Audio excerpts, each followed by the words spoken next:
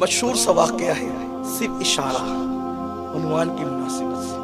جنگ تبوک کا موقع، جیش اسرت، مشکل والا جیش، مشکل والا لشکر۔ حضور نے کہا لے آؤ اللہ کے نام پہ جس کو جو توفیق ہے۔ سب گئے۔ عمر ابن خطاب آدھا مال لائے، صدیق اکبر اپنے گھر کی سوئی تک لائے، سوئی تک۔ یہ تھا عشق۔ دینے والے یار نے پہلی بار تو مانگا ہے، حق تو سب دے کر بھی حق تو یہ ہے کہ حق ادا نہ ہو۔ گھر کی سوئی، یہ میں مبالغہ نہیں کر رہا ہوں، میں آپ کے سامنے پڑھ رہا ہوں اس وقت مثنوی شریف سے۔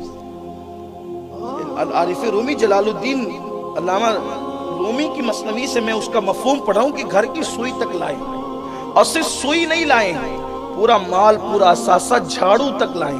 صرف جھاڑو نہیں بلکہ خود کا کرتا بھی اتار دیا، خود کا کرتا بھی اتار۔ یہ آپ نے کرتا کیوں لائے تھے؟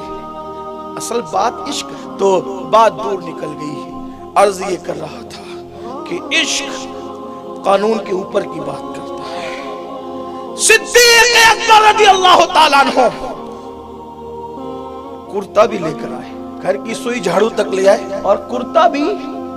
کسی نے پوچھا یہ کرتا کیا کریں گے؟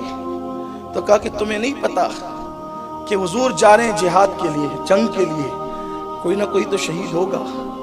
اس وقت تو حضور کے پاس کفن دینے کے لیے بظاہر کرتا بھی نہیں ہے، تو اس شہید کو کم سے کم میرا کرتا پہنانے میں کام آ جائے گا۔ سب دے دیا لا کے۔ اچھا ایک بات یہ بھی بتاؤں آپ کو، آج اگر کوئی ایسا کرنا چاہے تو شریعت اس کو اجازت نہیں دے گی کہ گھر کا پورا سامان لا کے دین کے لیے لا کے چندے میں دے دو، یہ اب اس کے لیے اجازت نہیں ہوگی۔ کیوں؟ بیچارہ 50,000 روپے دیتا ہے تو 4 دن تک کے احساس ہوتا ہے کہ یار یہ کھا تو دیا، اب کیا کروں ہے؟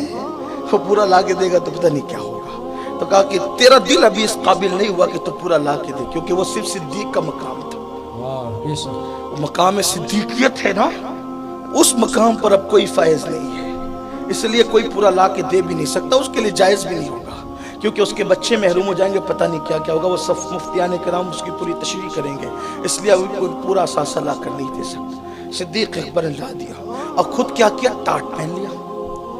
اب توجہ کریں، یہ عشق کی منزلیں آسان نہیں ہیں، اور جو عشق کی منزل پر پورا اترا پھر اس کا مقام کتنا بلند ہے، پھر اس کو رضوان اکبر کا مرتبہ ملتا ہے۔ اللہ کی بڑی رضا، رضا سب کے لیے ہے، رضی اللہ عنہم ورضوا عنہ، رضوان اکبر پھر اس کو مل جاتی ہے جو عشق کی اعلیٰ منزل پر پہنچتا ہے۔ ٹاٹ پہن کر آگے اور کانٹا لگا لیا بٹن کی جگہ، کیونکہ ٹاٹ میں تو بٹن لگ بھی نہیں سکتا تھا، کانٹا لگا لیا۔ آگے حضور نے پوچھا، عالم مکہ نامہ نے پوچھا ابو بکر کیا لائے ہو؟ یا رسول اللہ سب لائے ہو، سب لے کر آئے ہو، اپنے بچوں کے لیے کیا چھوڑا؟ جواب دیکھیں، دور سے دور نکلتی جاتی ہے۔ تو عرض کر رہا تھا کہ صدیق اکبر نے جب بتایا نہیں، حضور دیکھو میں کتنا لے کر کے آیا نا۔ حضور نے پوچھا، حضور نے دیکھیے یہ اللہ رسول کی سنت ہے، جو چھپاتا ہے یہ اوپن کرتے ہیں، اور جو بتاتا ہے اس کو منافق قرار دیتے ہیں۔ حضور نے پوچھا کیا لائے؟ پورا مال لے آیا حضور۔ اچھا سچ ہی بولنا تھا، وہاں تو کچھ چھپانا تھا نہیں، کیونکہ پوچھ لیا گیا لے آیا۔ اولاد کے لیے، گھر والوں کے لیے کیا چھوڑا؟ کیا جواب تھا؟ اللہ اور اس کا رسول۔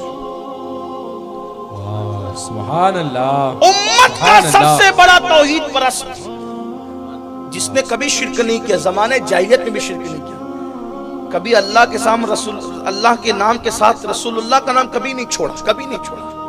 یہی توحید ہے صحابہ کی، مسلک صحابہ ہے۔ جب اللہ کا نام لو تو رسول اللہ کو شامل کرو، ورنہ اللہ کا ذکر بھی قبول نہیں ہوتا۔ ذکر خدا جو ان سے جدا چاہو نجدیو، واللہ ذکر حق نہیں، کنجی سقر کی، جہنم کی کنجی ہے۔ حضور سے عداوت کر کے اللہ کا ذکر کرو گے تو اللہ ہی اللہ نہیں، اللہ کے ذکر کے ساتھ رسول اللہ بھی، ورنہ لا الہ پڑھ کر تو کوئی مسلمان تھوڑی ہوتا ہے جب تک کہ محمد الرسول اللہ نہ پڑھ لے۔ اگر آج کی تاریخ میں کوئی کہے کہ لا الہ الا اللہ مانتا ہوں لیکن محمد الرسول اللہ کے وسیلے سے نہیں، موسیٰ نے کہا اللہ ایک ہے تو اللہ کو ایک مانتا ہوں، محمد کے کہنے سے نہیں مانتا، تو اللہ کو ایک مان کر بھی مسلمان نہیں ہوگا۔ کیوں؟ اس لیے کہ اللہ کو ایک ماننا اسی وقت قابل قبول ہے جب یہ کہے کہ محمد الرسول اللہ نے کہا، یہ بات ہے۔ اسی لیے تو مجدد الفسانی نے کہا نا مکتوبات میں کہ میں اللہ کو اس لیے اللہ کی عبادت کرتا ہوں کہ وہ میرے محمد کا رب ہے، عاشقوں کی طبیعت۔ مکتوبات میں مجدد صاحب نے کہا او رب محمد است، وہ میرے محمد کا رب ہے، اسی لیے میں ان کی عبادت کرتا ہوں، اسی لیے میں اللہ کی عبادت کرتا ہوں۔ تو بات دور نہ نکلے تو کہنے لگا تھا کہ صدیق نے کہا اللہ رسول چھوڑ کے آیا ہوں، اس کا مطلب ابو بکر صدیق کا عقیدہ جو مسجد نبوی میں بیٹھا ہے وہ بھی میرا آقا ہے، مسجد نبوی میں بیٹھا ہے وہ بھی میرا، لیکن جو یہاں بیٹھا ہے وہ صرف یہاں نہیں ہے بلکہ وہ ابو بکر کے گھر میں بھی اپنی نور کی کرنیں بکھیر رہا ہے۔ تو حاضر و ناظر کا عقیدہ تو صدیق اکبر نے دیا ہے کہ حضور یہاں بھی ہے اور وہاں بھی ہے۔ سبحان اللہ سبحان اللہ سبحان اللہ۔ نظر آئی ہے نا یہ صدیق، اور اقبال نے پھر وہ منقبت میں ایسا کمال کیا کہ صدیق اکبر کے صدقے وہ مقبول ہوئی ان کی منقبت کے پروانے کو چراغ تو بلبل کو پھول بس، پروانے کو چراغ تو بلبل کو پھول بس، صدیق کے لیے تو خدا کا رسول بس، سبحان اللہ صدیق سبحان کے اللہ۔ لیے تو خدا کا رسول بس۔ ابھی یہ باتیں محب اور محبوب میں ہو رہی تھی، عاشق و معشوق میں ہو رہی تھی، یہ باتیں ہو رہی تھی، اتنے میں مرغ سدرہ بلبل سدرہ چلے آئے تو ان کے بدن پر بھی وہ ٹاٹ تھا، ٹاٹ۔ آقا اللہ آپ کو سلام کہتا ہے، ابو بکر کو بھی سلام کہتا ہے، او جبریل یہ ٹاٹ کیوں پہنا آج؟ تو جنتی خوبصورت لباس پہن کے آتا ہے، ٹاٹ کیوں پہنا؟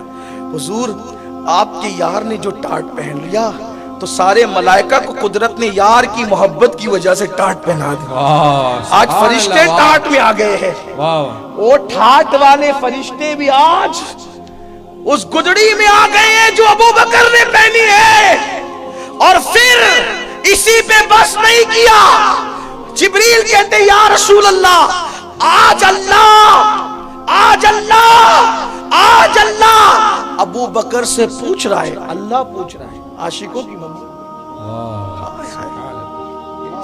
نکلتی گئی المختصر یہ کہ صدیق اکبر رضی اللہ تعالیٰ جب ٹاٹ پہن کر آئے نا، جبریل آگئے، سب فرشتوں کو گدڑی پہنا دی گئی، ٹاٹ پہنا دیا گیا، تو اب جبریل کہنے لگے یا رسول اللہ، اللہ آپ کو سلام کہتا ہے اور ابو بکر کو بھی، اور اللہ ابو بکر سے اب پوچھ رہا ہے، یہ عشق کی منزل ہے، اللہ ابو بکر سے پوچھ رہا ہے ابو بکر سب کچھ دے تو دیا تو نے میرے لیے، میری محبت میں میرے محبوب سب کچھ دے تو دیا ابو بکر، سب دے دیا، یہ سب دے کر تو اللہ سے راضی ہے نا؟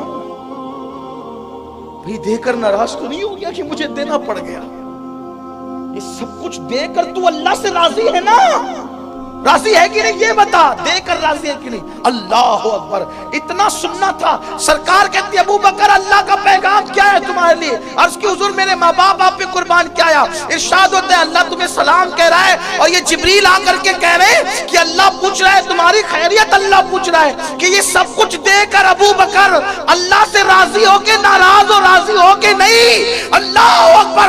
صدیق نے یہ سنا، وہ جو گدڑی پہنے تھے وہ بھی پھاڑ دیا، وجد کی کیفیت آ گئی، وہ کہنے لگے میں کب اس سے ناراض ہو سکتا ہوں، میں راضی ہوں راضی ہوں راضی ہوں راضی ہوں۔ یہ کہہ کہ صدیق کے اکبر میں وجدانی کیفیت آئی۔ سبحان اللہ سبحان اللہ۔